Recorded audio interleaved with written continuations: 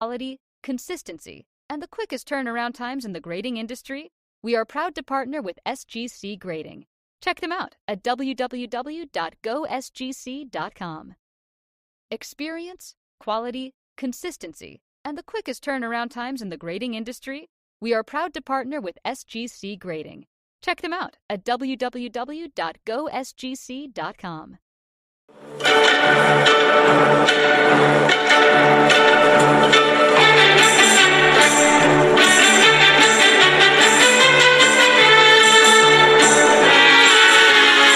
Hi, I'm Danny Black. And I'm John Newman. Welcome to Cardmensches. Well, welcome to episode 46, 47, something like that. 46, I believe.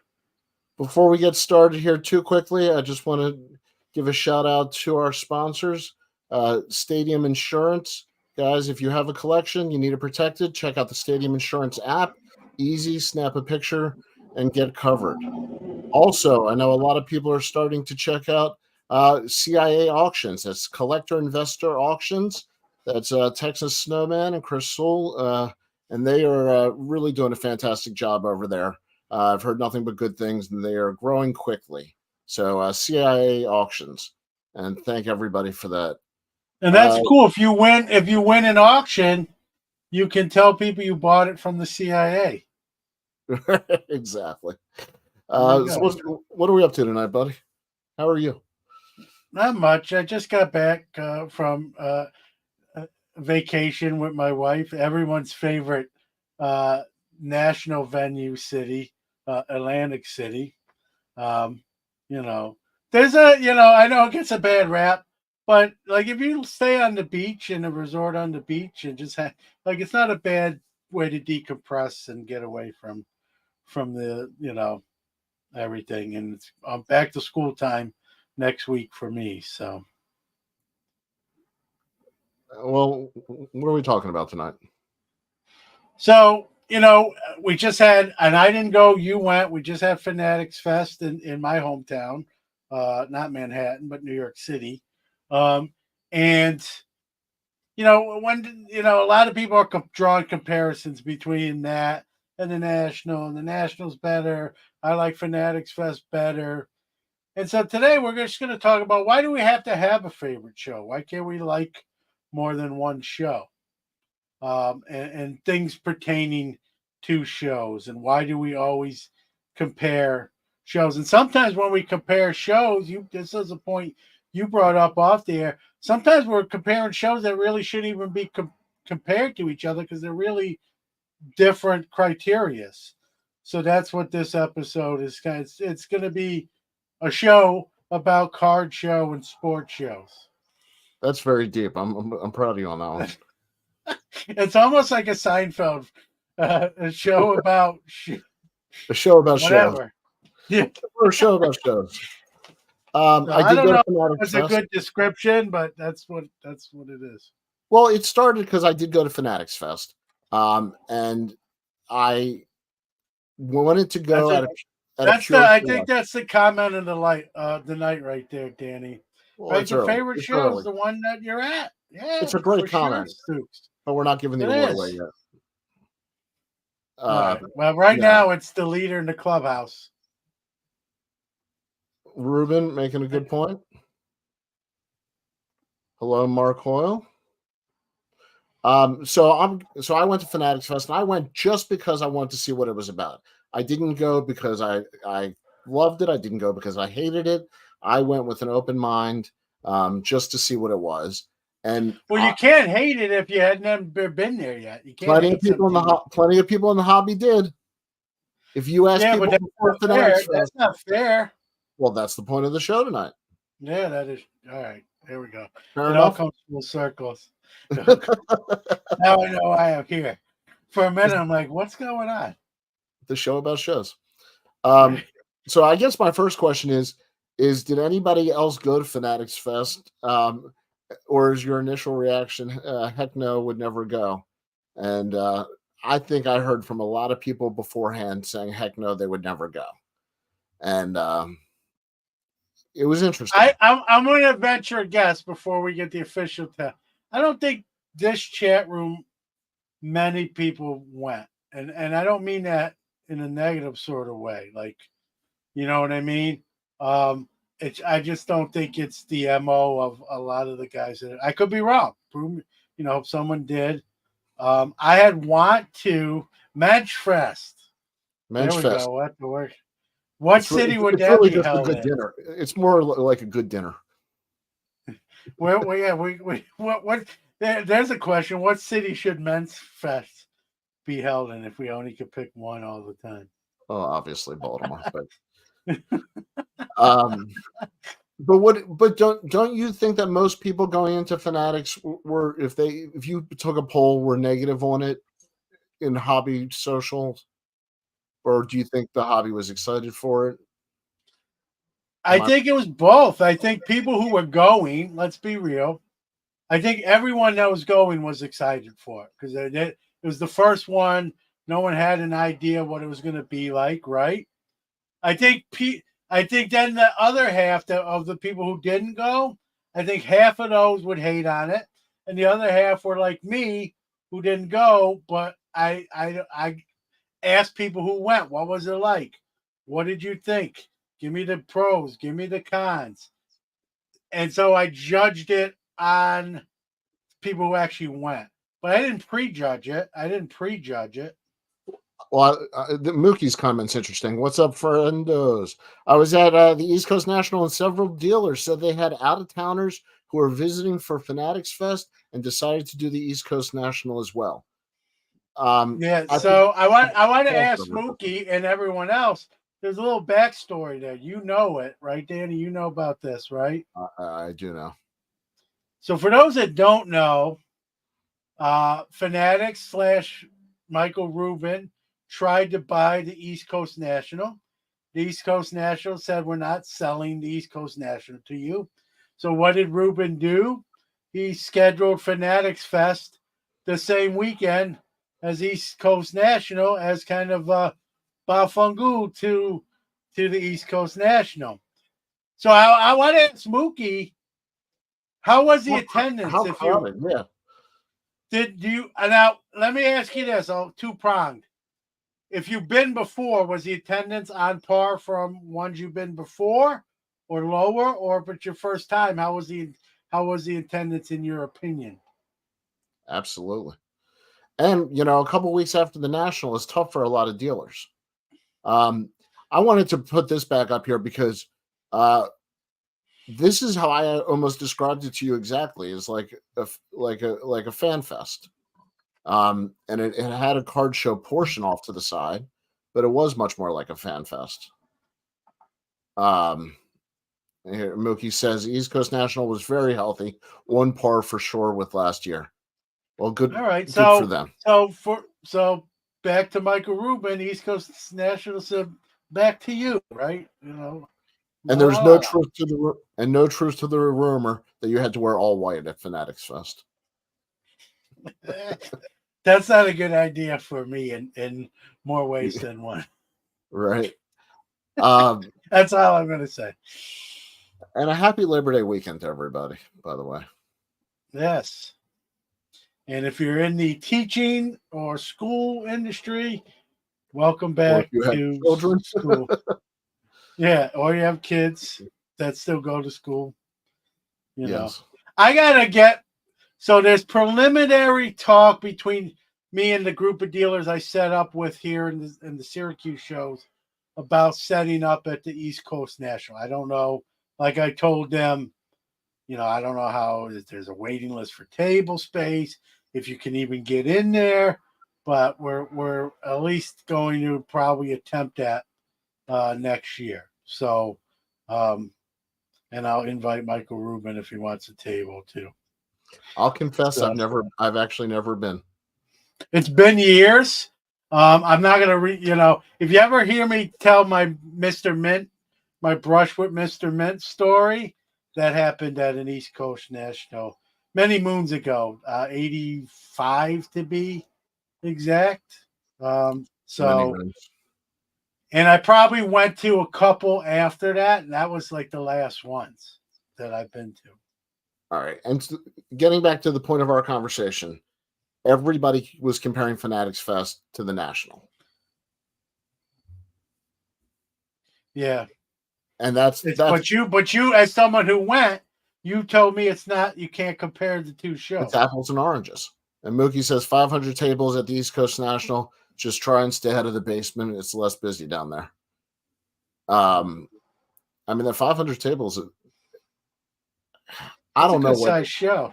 I would wonder if anybody saw a number at Fanatics Fest, because it didn't feel like 500 tables at Fanatics Fest. I got to tell you. Of dealers, you mean? Danny. John, I think I've been busted.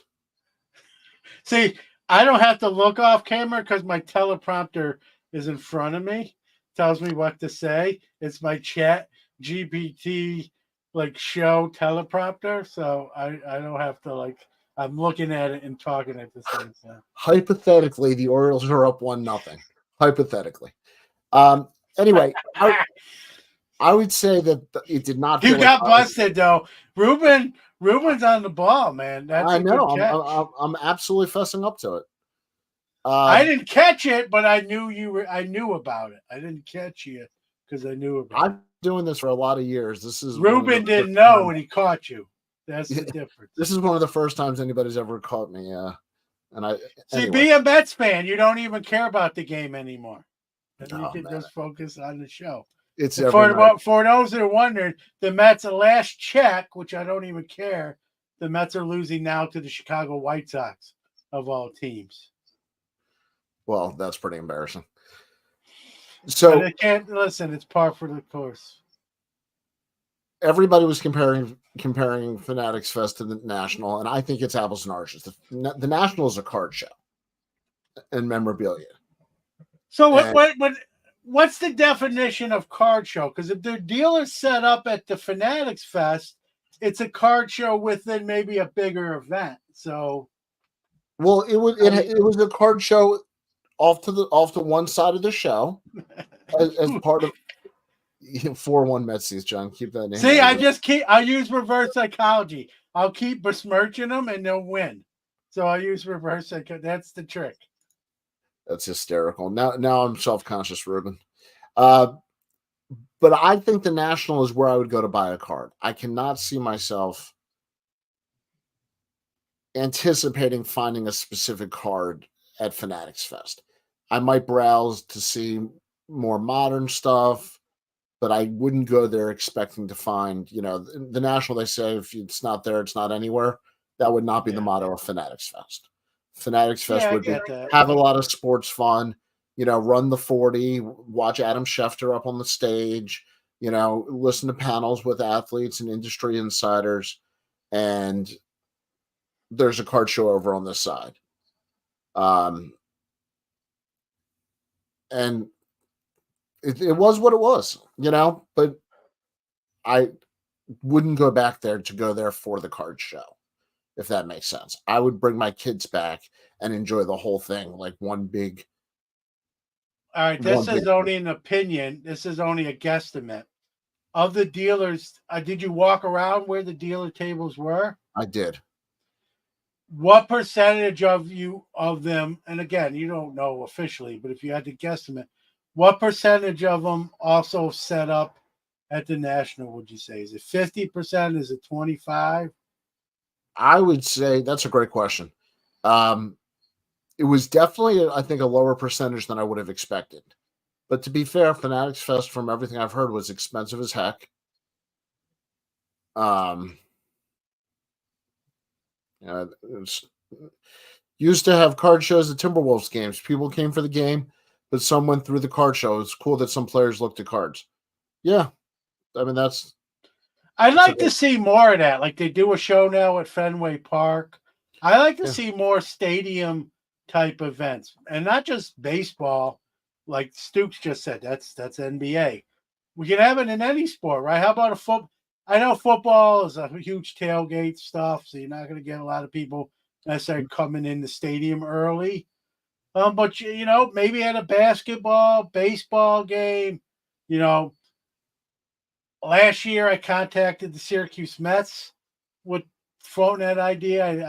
I didn't get much response. Might be time to do that again. But I'd like to see more of that.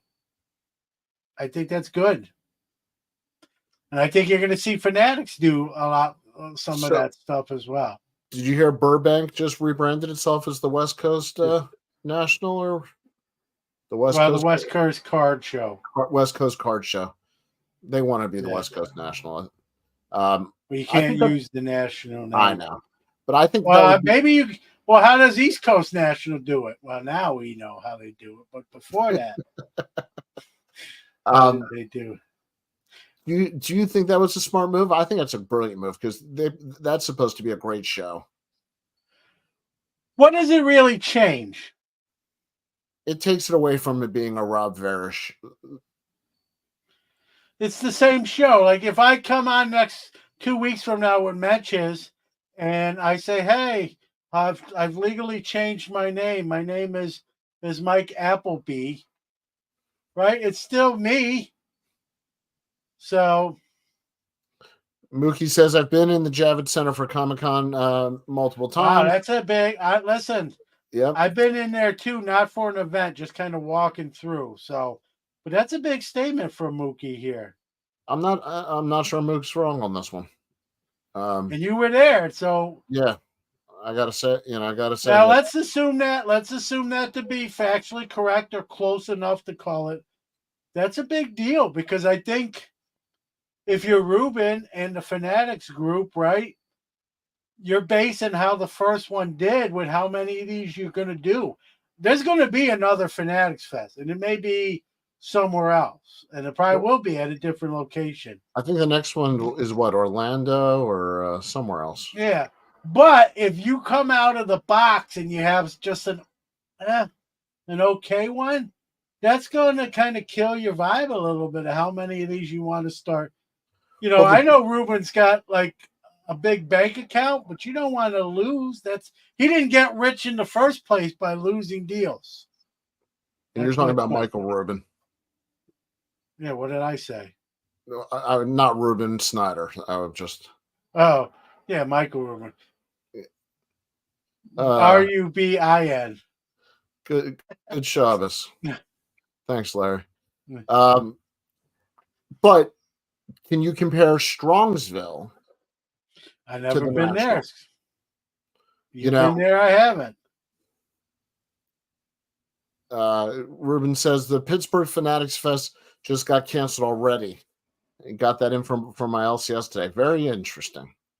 Is that a joke, or is that? I didn't know even Pittsburgh had one scheduled. Neither did I, but with Ruben, I don't know if he's like, is that tongue in cheek, or is that like a real nuisance? Well, if it is real, it seems kind of makes sense that they would cancel it. Do you need a Fanatics account to have a card booth at Fanatics Fest? I think that's part of it. I believe there is definitely incentives and 25% off if you wear all white. No, it's legit on the Pittsburgh Fanatics Fest. Yeah, well, how about that? There we go. Breaking news from Ruben and then confirmed by Warren. Warren is the second. That's called second source in right in journalism. Yeah, Warren. Strongsville is my jam. Warren says. So Warren, this is my question: do you feel like you can compare Strongsville to the National or Strongsville to a regional show? Because I don't think we can compare it to Fanatics Fest. I think it's two different types of shows. But can you compare it? Not to ruin your. I'll let Warren answer that too. But that's a smaller show. Like, can anything? But if you're looking for just vintage, I think you have a very close chance to have. Well, the National's obviously going to be more, but it's Strongsville. I missed this year last minute, but in the past, I felt I could find almost anything vintage in Strongsville. Hodges says you can only compare Strongsville to Strongsville. Well, that's part of the magic of it.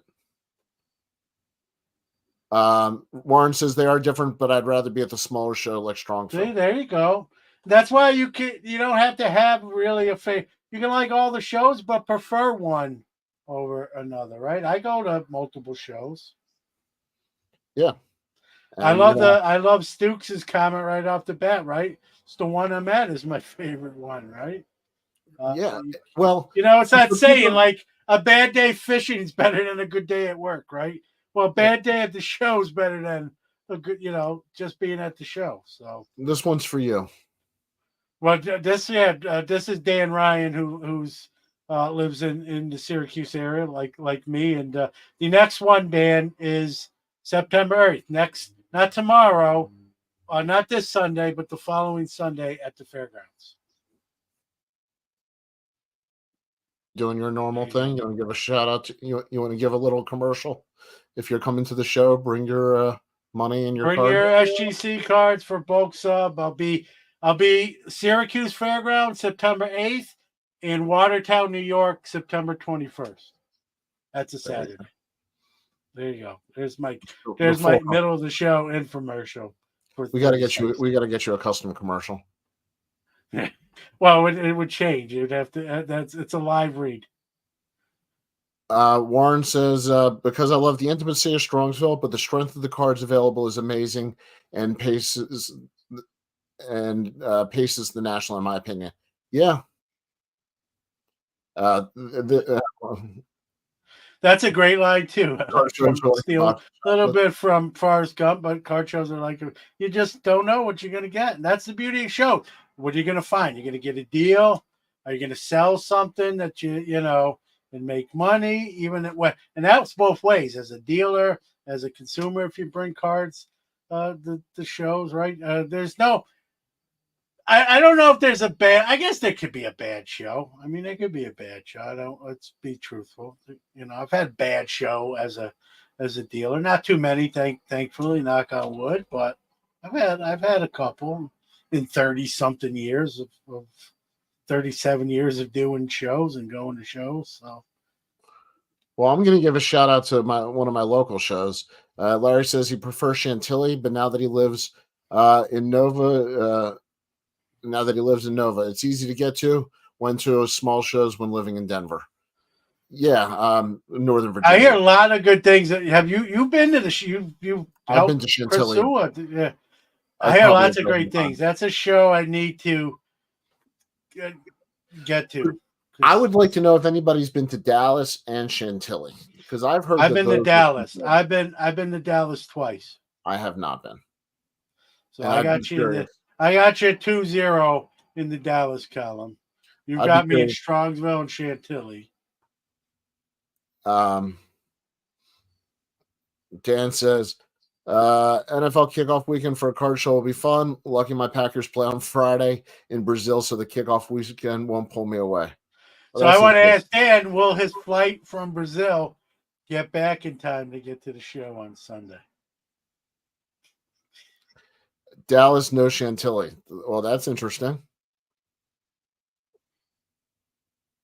Yeah, the Dallas card show is good. I haven't been in probably 2 years. 2 years ago was the last one. But it was good. Stuart, are you saying that Dallas is no Chantilly, or you would take Dallas not Chantilly? Because I read that as Dallas is no Chantilly.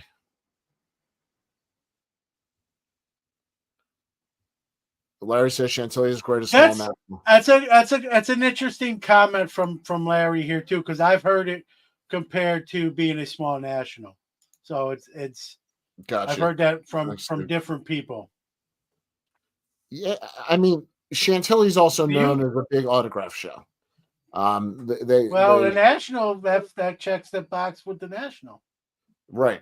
Which is interesting, and I got to be honest. Does anybody in the chat room go to a show for the autographs, or is it always the card show portion? Because if I'm not bringing my kids and they're not looking for a specific one, I can't think of the last time I went to a show for the autograph. And I know there's people who do. I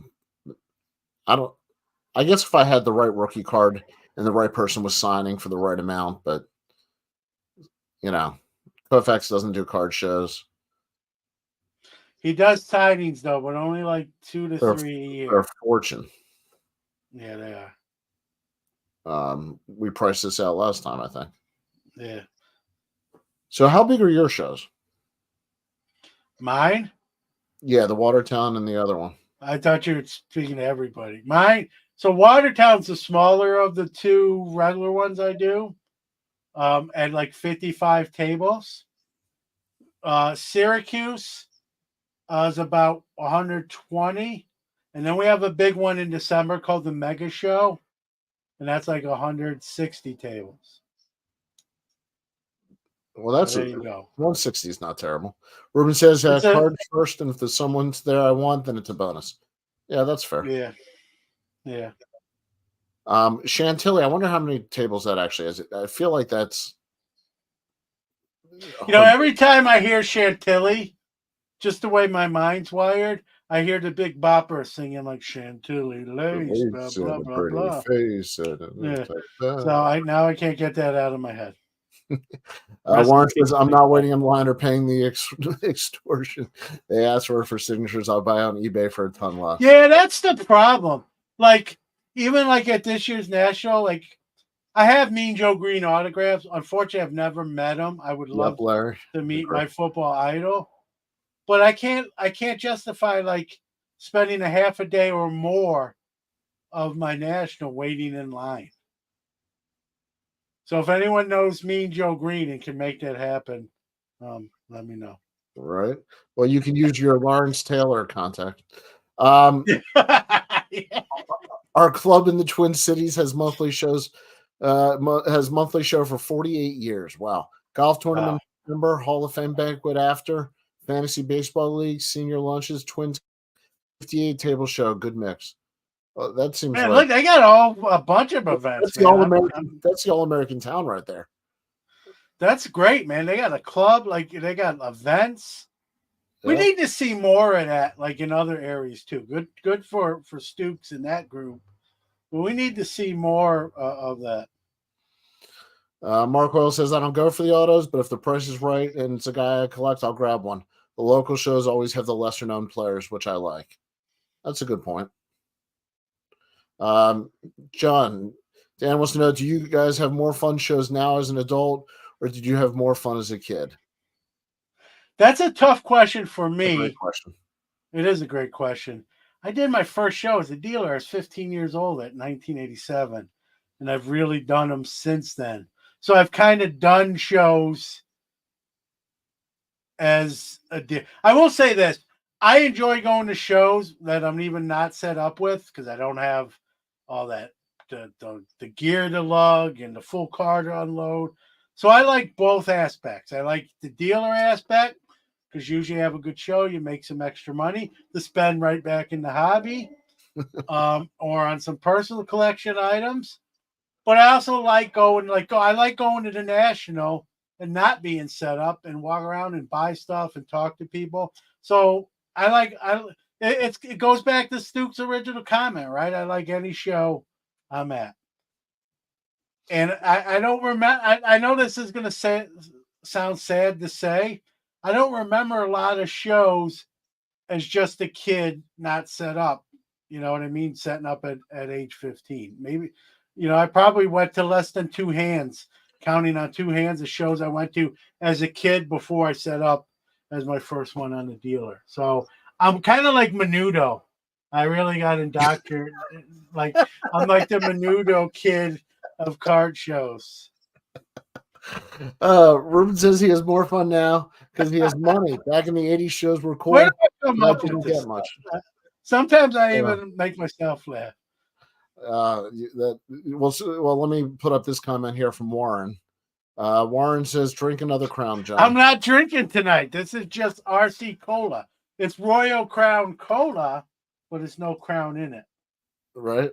And I'm on the Coca-Cola, but there's no Coke in it anymore. It's just cola. See, Royal Crown's hard to get here in Syracuse. I remember growing up on it as a kid in New York City. So in Atlantic City, they had it. So I bought a bunch and brought it back with me.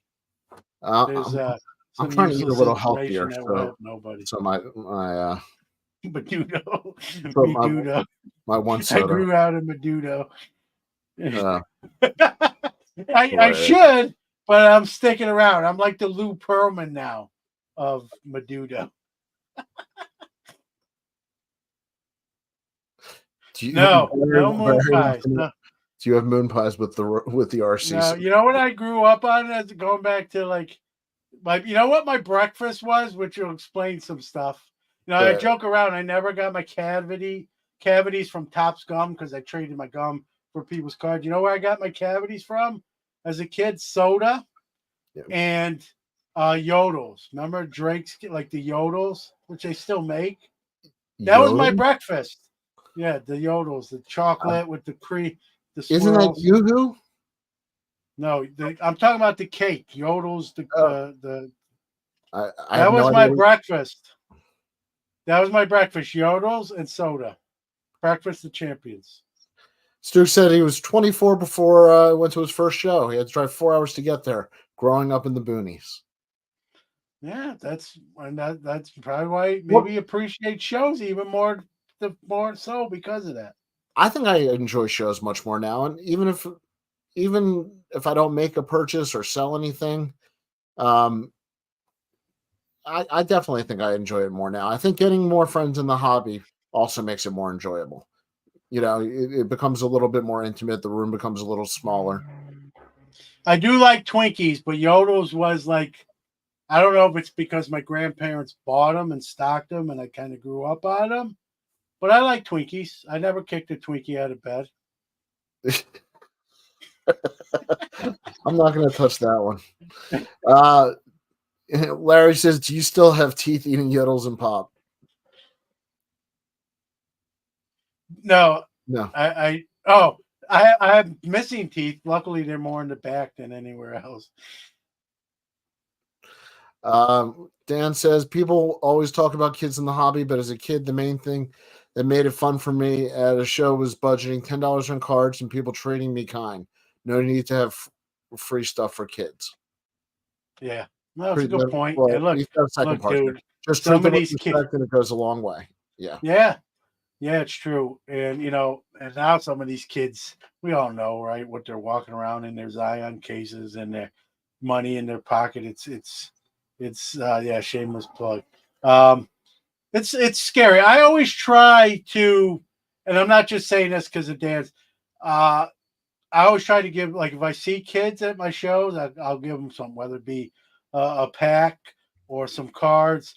Or I've had kids come up to my table and pick a couple bucks out of my boxes and then come up to pay me, and I'm like, "It's your lucky day. That's free."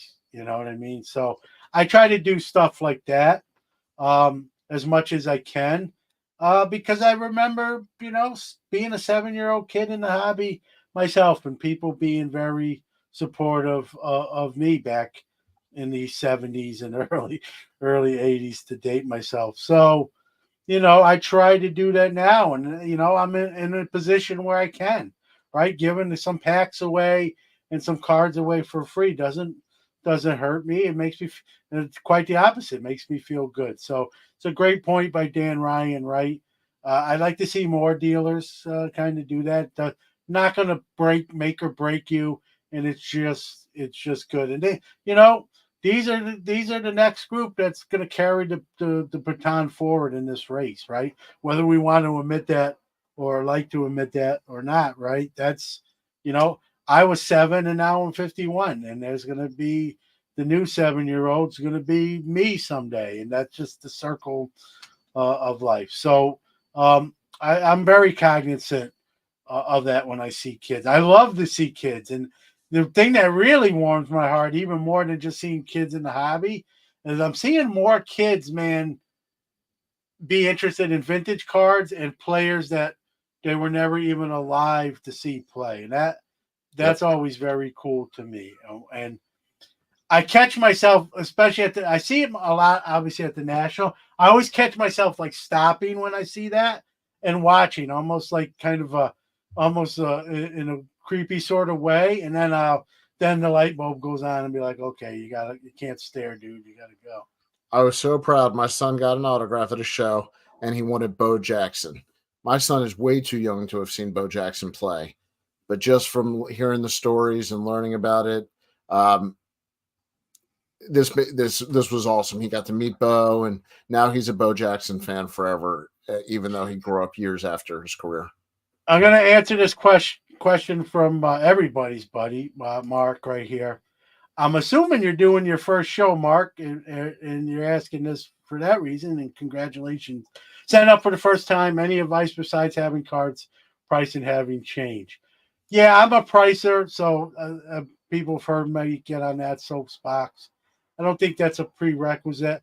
I think being organized, having your vintage card, 70s together, 60s together, 80s together. So if someone asks or they're looking, they can go right to that. I just did something tonight with getting ready for my show next weekend. Is I had kind of all my vintage in kind of one box. And today I sorted them by eras. So 50s, 60s, 70s. And yes, you can hate me if you want, but 80s. Oh, that's not right. That's not 83 and older is what I classify as vintage. I know, get my picture, put it on your dartboard. So today I kind of, before they were just kind of all under a vintage box. Today I got more specific.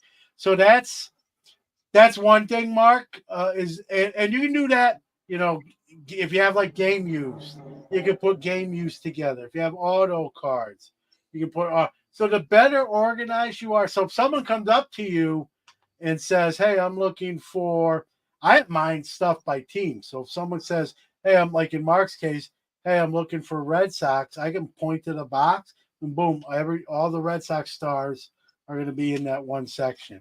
That's helpful. And sometimes they don't even have to ask. What if Mark's only selling Red Sox players? I mean, he's probably keeping those, and it's every other team. So if you go into Mark's table, unless he's probably selling his dupes. If he's got some Red Sox dupes, he's selling it. Warren, yeah, I'm off by 3 years. I'm with you, Warren. I'm off by 3 years. I kind of follow the 40-year rule, but I don't know much longer, honestly, I can. Yep. And this is if you have memorabilia in the room, a backup table with shelving. Yeah. Here's another thing I do, Danny. I think you know this, especially when you have more stuff than the table space you really have. I build up on my tables, so I will put shelving on my table and put like shoe boxes and monster boxes on the shelving, so it doesn't take up all the table. And people could pull the boxes off the shelving and then look through it whenever they want to. But I can build up and I don't take all the space, and I can put other stuff there in the meantime. So there's another tip from Uncle John. And Mark, it's all about being comfortable with what you're doing, what type of stuff you're selling, what type of show. But John's right, being organized. I personally always like having a way to record sales, or if I have to write down somebody's number or something like that. Just I would say have a pen and paper with you, and make sure that hey, listen, Warren, if we were close, I'd love to do that. It's crazy as it sounds. It's not. It's sort of fun. That does sound crazy, but the more organized you are, it's not even just for the consumer's benefit. It's also, in my case, for me as a seller. Because if someone asks me where something is, boom, I can find it. Here's the other thing. Let's be honest, right? Majority of us, right? If you're selling set up at a show, you most likely have some of the stuff listed on eBay. So if I sell something on eBay, it's easy for me to find and get that shipped out very quick by being organized. I had to leave this up here. I mean, well, I don't know if Ruben knows this or not. That's why I mentioned it, because you are a pizza bagel. I'm half Italian and half Jewish, so that's why I only one hand. 50-50, but we don't have to get into the exact percentages. So my one hand, and then my other hand goes like this. That's hysterical. Dan says maybe a nice sign that has your name on it. You're a super friendly dude, so inviting people to know they can talk to you. That is true. When I first did my early shows as that young kid, like I mentioned, I had really poor bedside manner. I didn't talk much. I didn't say, hey, how you doing? Is there anything you're looking for? Who do you collect? Great day at the show. I didn't have any of that banter. So much so that one point I told this story on the podcast. I was sitting there once and the guy said, hey, I'm interested in this card, but I'll wait till your dad gets back because I want to see if we could do a little bit better at it. He thought I was just sitting there because I had no game. I had no dealer game at that point. So that's another great point by Dan, right? Be personable.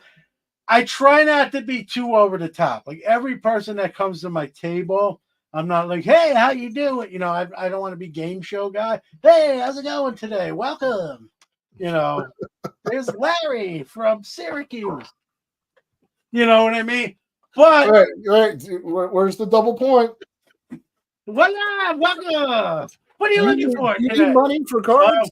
So I do it, not to that, not like embellished. I will talk. Well, here's the thing. When you've done shows for so long and you've done a particular show like my Syracuse, and now I'm probably in my 12th month of Watertown, you start to know people. So you don't have to, like, I know people on a first name basis. So I can say, hey, Bob, how's it going? And then they know me, whatever they want to say. Hey, I'm looking for this. Or, hey, look, I just picked this up over at that tape. Like I have that sort of now camaraderie with people. But when you're new to shows, you definitely probably want to, you know, hey, how are you?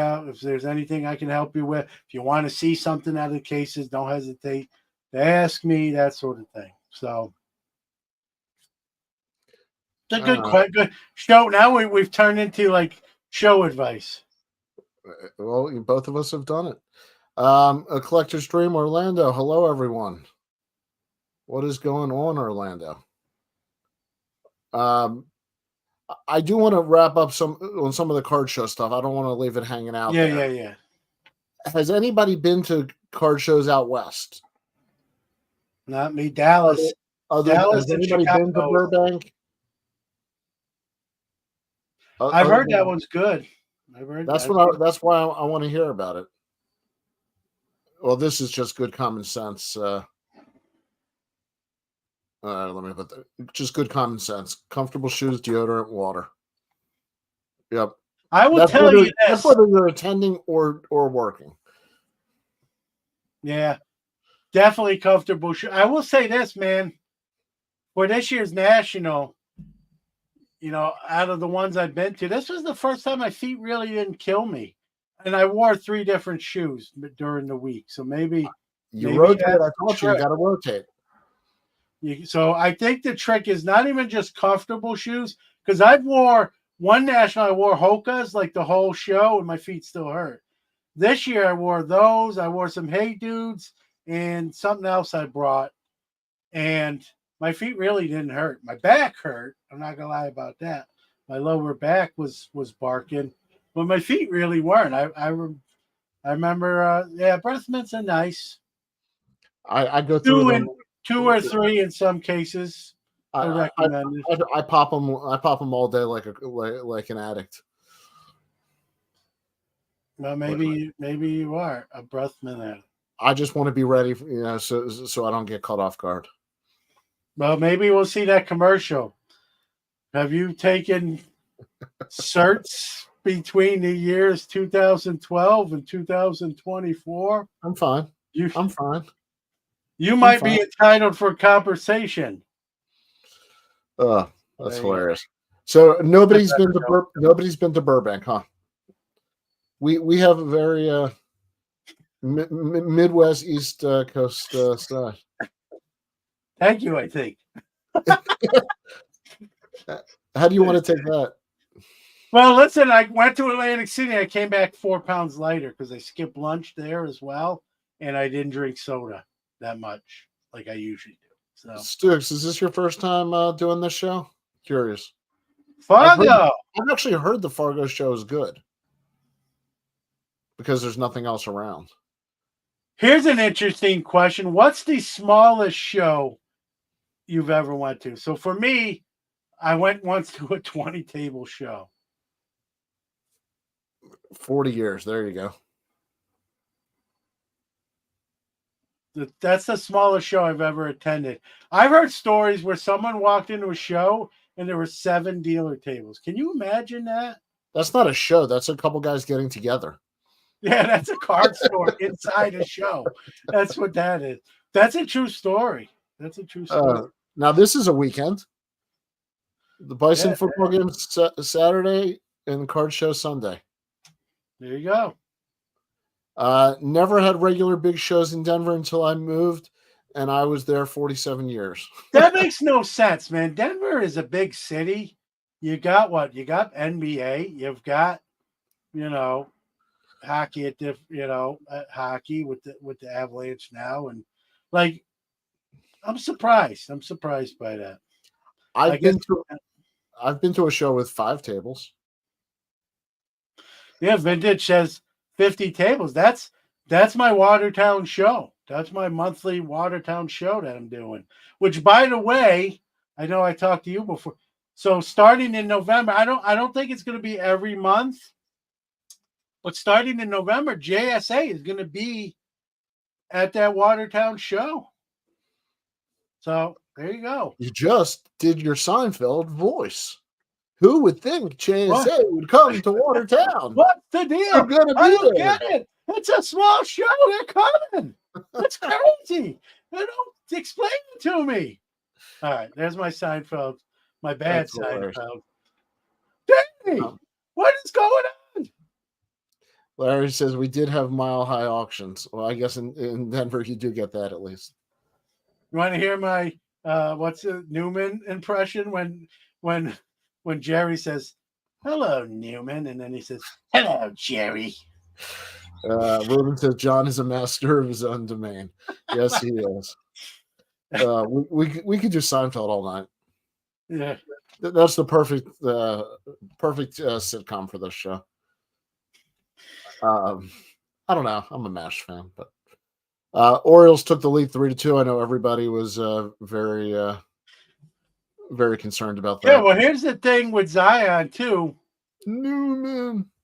I just had Clint on the show, double episode, as they all tend to be now.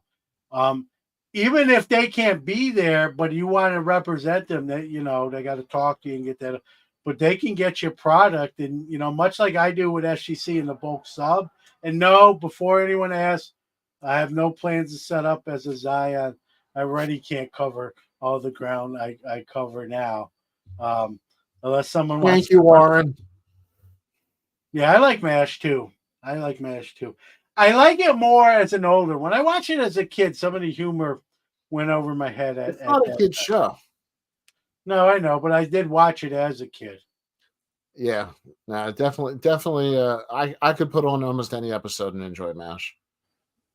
But yeah, here's the other sneaky thing about MASH. There are a lot of people before they were bigger stars that were popped in on that show. Oh yeah, they're famous. I just saw an episode that had Patrick Swayze as a young actor. Yep. I think that was his first role, actually. Really? Yeah, it was early. Yeah. By the way, we always stay on topic. I don't know what you guys say. Yep, mic drop. It's MASH. Okay, real quick. I gotta know everybody's favorite sitcom. Man, there's too many for me. There's too many. I like MASH, Seinfeld. I'm sort of embarrassed to admit I kind of watch Friends. I wouldn't say it was my all-time favorite. Warren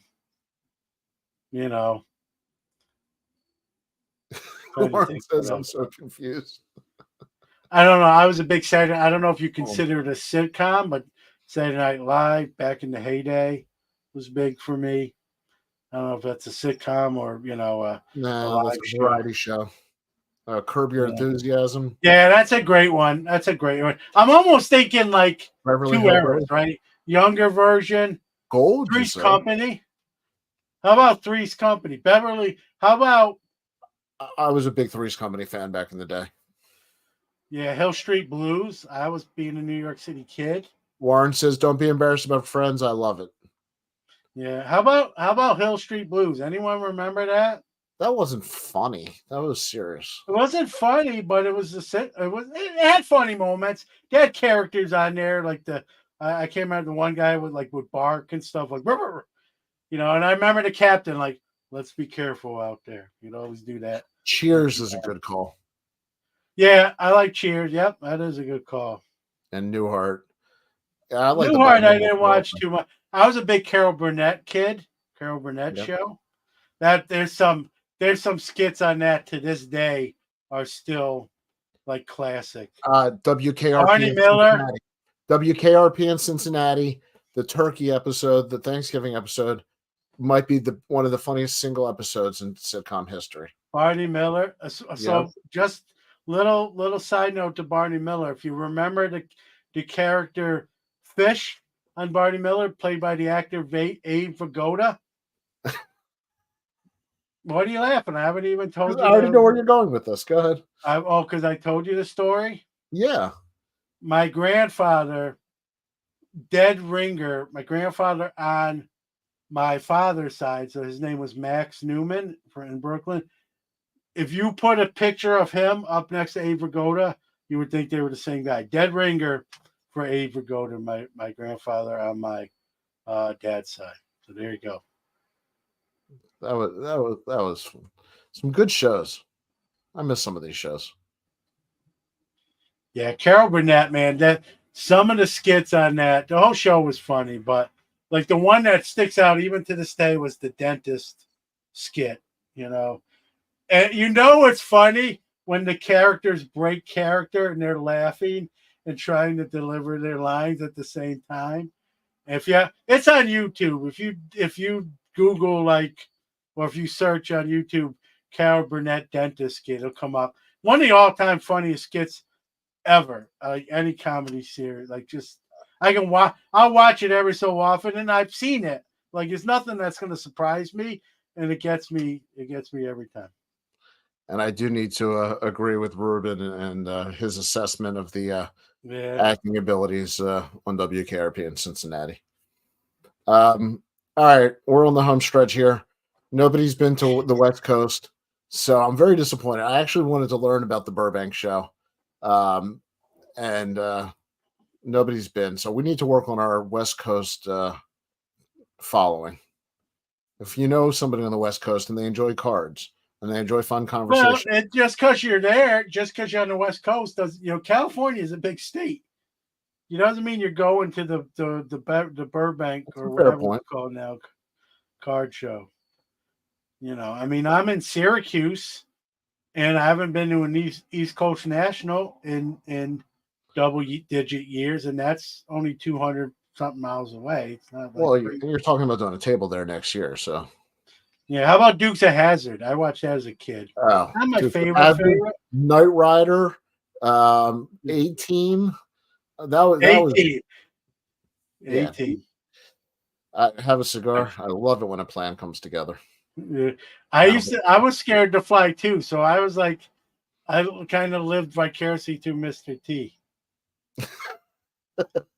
He was your the first time I flew was to go on my honeymoon, and I remember telling my wife, like, give me some Xanax. I felt like I was like, knock me out so I can get on this plane.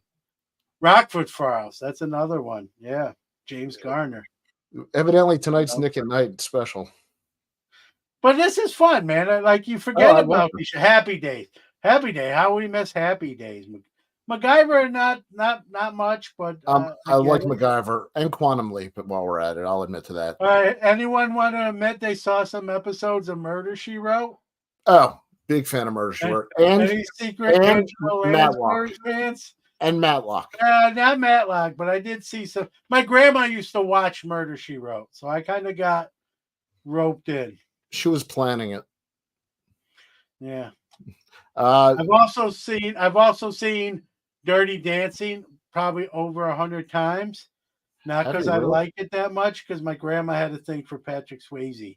And so she'd watch that movie over and over again. And if I was channel surfing as a younger, when I still lived at home with my grandmother, right. And if you channel surf and she caught like a scene from Dirty Dancing, it's like she'd say, stop, Stop it right there. So if I saw it and I could change it to the next channel real quick, I definitely always tried to do that. Ruben says the A-Team and G.I. Joe best is recruiting tools in the 80s for kids in the 90s. Stu's Magnum, anything in Hawaii? Magnum PI. Absolutely. The Detroit Tigers hat. And Tom Selleck's a diehard baseball fan in real life. That's Is he true. really a Tigers fan, or was that a show game? No, he really is. If you look in all the movies, they're always related to the Tigers. Yeah. Hodges says he can still hum the opening song of Murder, She Wrote. That's funny. Yeah. Great show. Don't it feel like, I don't know, don't it feel like the shows were better quality then than they are today? No. I think plus it was pre-reality shows. Like there were no reality shows yet to take up the airspace. Mr. Baseball. Yeah, that's a great card. Yeah, that's the Upper Deck card. Selleck played basketball at USC. I did not know that. I did not know that. So we learned something. He was in the Celebrity Home Run Derby when it was at Oriole Park. Did he get any? I think he might have been the only person to get one out. Yeah. Yeah. A pretty good swing, actually. Well, he's a big dude. I know he's over 6 feet. Is he? Yeah, I mean, if you look at that Mr. Baseball card that Ruben brought up with next to Frank Thomas, he's right there with Frank Thomas. I'm not saying he's bigger than Frank Thomas, but Frank Thomas is not dwarfing him. Because I saw Clint Eastwood one time in real life and was very disappointed. He's like 5'7". Who's that? Clint Eastwood. I expected him to be like John Wayne. Oh, really? And Billy like, Crystal's pretty tiny guy. I met him when I was probably 13 in Fort Lauderdale at a Yankee spring training. Talked to him for like 20 minutes. There was no one else around. And he wasn't that much bigger than me. And I was a little. Did he talk back, or was that just you talking the 20 minutes? No, he did. I was a shy kid, so he actually did. He carried most of the conversation. Just says he thinks Eastwood has shrunk over the years. That could be. Yeah, well, dude, he's 90-something years old probably now. Right. Frank in his prime was 6'5", 240. That's unbelievable. Yeah, he was a big dude. Well, he still is a big dude. It's eugenics is why he's maintained that big dude status. Warren says James Garner signed a receipt for me as well, as they were filming the end of the Rockford Files. I made him a club sandwich. So I had some I worked in a gift shop in Brooklyn after high school. I went back to New York, and I carried out some expensive like knickknacks and dishes to some celebrities' cars and stuff. The biggest one I remember was Danny Aiello. I put some dishes in the back of his car. He gave me a tip. Selleck is 6'4". Sorry. What did Danny Aiello give you? How much? Did he give you a tip? Yeah, I think it was like $20, which back then was even more than $20 is today, right? Not a lot of small talk, but thank you, young man, and here you go, and have a good day, and so there you go. I was just shocked that Selleck was 6'4". That really caught me. He slipped it to me as if he was a mobster, like a kind of a handshake, and then. Well, he is. Have you seen the movies? No, I know, but it was funny. That's how I got the tip. John, did you make Veritek a sandwich after he hit the dinger off you? He knows me. Ruben, Veritek made John his you-know-what. John. Dude, I got him out to 2. I think he went like 1 for 3 or 2 for 4 of me. Then with the home run, that was a moon shot. But I got him out too. It wasn't like he went 3 for 3. I've had a few like John. Yeah. So. All right, my friend. This got totally off the rails. I had a blast. I need this. Fun. That's why you never know with this show. We start off with card shows, and then we're talking TV shows. You never know. I got a sore tuchus. I need a new chair. And you got a bad Jerry Seinfeld, a bad Newman impression. Although there's no way I can do a bad Newman impression. Well, it's not an impression if you're doing yourself. Yeah.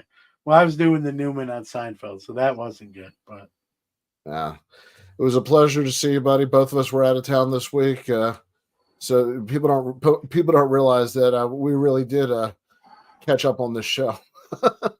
yeah, Happy yeah. Labor Day. Your life's about to get busier. I'll let you.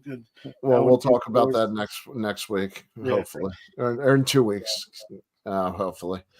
Yes, my life is about to get much busier. All right, guys. Well, to everybody, thank you. Yeah, I'll say it. Well, I haven't said this in a while, so I think I'm due. Sure. Best chat room in the internet. I'm not even going to say hobby. Just the best group. That's why, right? For stuff like this. Ruben, I'm just fat. Don't worry, I'm not pregnant. I'm not fat. I am pregnant. Thank you, Warren. And John, to your point, it is the best chat room in the business. It is, man. These guys, and I don't know, but I don't know if we have any ladies, so I don't want to be. We appreciate everybody in the chat room. If you're watching live and you're shy, we appreciate you as well. I get that because I was a shy kid, so I get it. Some people are shy. Nothing wrong with that. So, and if you just listen to us because you don't want to see our ugly faces in real time, I get that too. So if you're downloading us on Mondays, thumbs up to you as well. All right. Say goodnight, John. Good night, John.